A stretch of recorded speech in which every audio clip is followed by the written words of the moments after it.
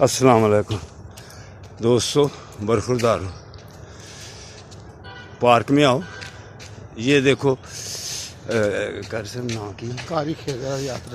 قاری خضر حیات رضوی صاحب، دیکھو صبح روزانہ آتے ہیں.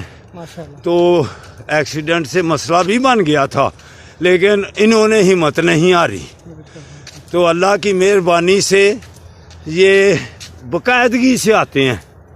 تو میرے دوستوں جن کا تعلق بھی مسجد کے ساتھ ہے، نبی کریم صلی اللہ علیہ وسلم کا فرمان علی شان ہے کہ پیٹ کو بڑھنے سے بچاؤ.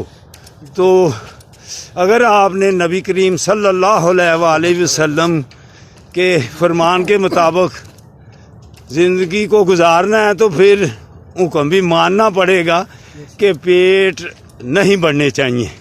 آدمی کو تندرست اور توانا رہنا چاہیے تاکہ جو نماز کے ارکان ہیں وہ صحیح طریقے سے، آسان طریقے سے ادا ہو سکے اور پورے صحیح طریقے سے ہم نماز پڑھیں.